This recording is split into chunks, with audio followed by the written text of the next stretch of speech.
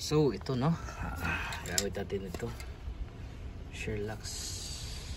Ito yung pang primer nya, at ito ay ito 135. So naubos no, ito na sprayan natin, hindi masyadong ano kasi used na yung ginawa natin.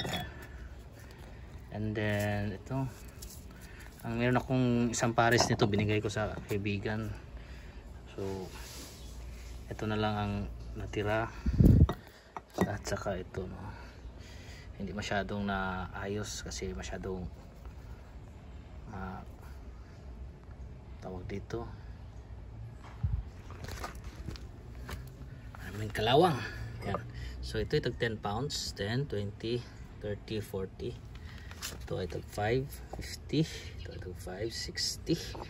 Wala na ito mo. Lalagyan natin. Quick dry naman siya. So 10, 20, 30, 40, 50, 60.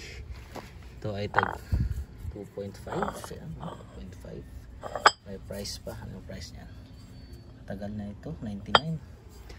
So 10, 20, 30, 40, 50, 60.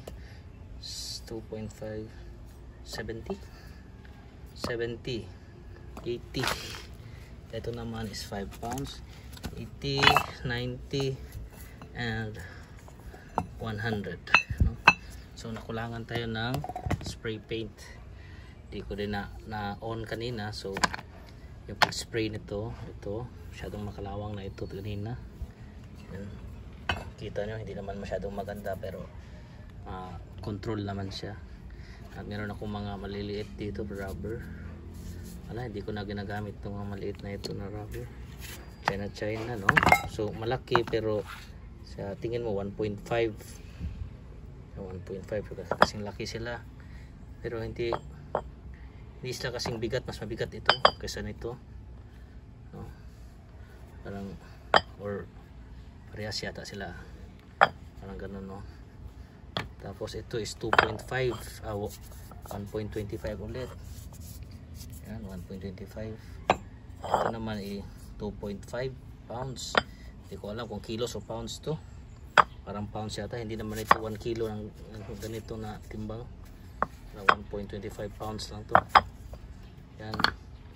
Tapos ito ay 2.5, nakalagay is kilogram.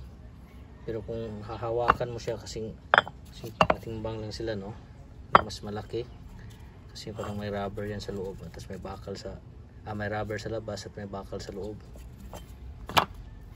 Yan. Ito naman ay yes, same no, 1.25. No, madami siya no. Ito pagka alam ko ito malaki, 2.5 pounds to no? Kasi ito yung bigat nito at bigat niyan parang parehas lang. Medyo mabigat konti siguro sa rubber at sa ano. Ito naman 2.5. So all in all, ito may tulang dito. Disbalance siya kasi hindi, walang kapares. So 2.5. So 5. Ayan, 5 pounds. 5. 2.5 plus 2.5, 10. Ito naman ay 2.5. 2.5 ulit. So disbalance talaga, may maliit pa dito. Ewan ko saan ang pares nito. Parang ganyan na sila dati oh. Tatlo ito sila. Tapos may wawonjong. Ito naman dito pares yan sila. Ito parang ewan ko saan ko nabili ito. 2 pounds din oh. Parang naalala ko dalawang ano ganito nabili ko. Yan, dalawa sila, pero 2 lang ang nakalagay dito. Tapos yung iba is may 2.5 ang nakalagay. Yan o. So hindi siya pantay, kaya napilitan tayong bumili ng iba. parang may kulang pa yata to ito naman ipares-pares sila. Ito talaga no, hindi nakulangan na. Yan. Nakulangan ng parang ganito. Ganyan siya. 2.5, 2.5, 1.5. Itong isang maliit na ito nawala. No? Wala na yung isang maliit nito. Hindi na siya balanse, parang paperweight na lang to siya.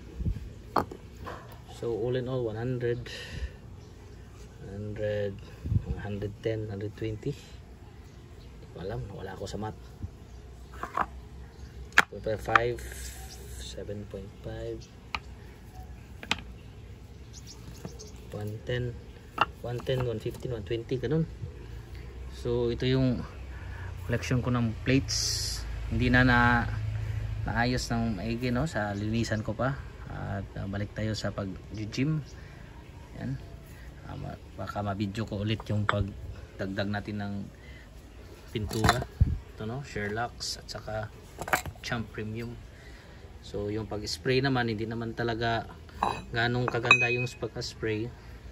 Basta ano lang siya, wala lang yung mga ganito, mga kalawang-kalawang. Yan. No? So ito black yan dati, tapos ganito ang kalawang niya. So tirahan lang para hindi naman siya, mga 2 to 3 years yata di ko nagamit ito. So 2 to 3 years ganun lang ang kalawang, natanggal yung pintura. So kung napinturahan natin siya ulit, yan, pinturahan natin ulit konti, mga 2 to 3 years din, no? Ito, makita nyo. Ano na talaga, ano to, chrome to dati. Tapos wala namang chrome na pintura na nabibili dito sa amin. So ano na lang, no? Yung silver, or gray. Yan, kita nyo. Diyan pa yung mga kalawang. Hindi ko na talaga nilinis ng maigi. At saka kung ganito, dry na siya, pwede na tong mag gloves lang kasi masyadong madumi. But anyways, no, hanggang ngayon gamit pa siya. Kahit siguro 10 to 20 years, basta palagi lang siguro mag paint, no? Tatagal to talaga, tatagal to mga ganito. So share ko lang, no? So baka sa next na part, yung process ng painting na naman pakita ko. So thank you at sa ulitin. Bye bye.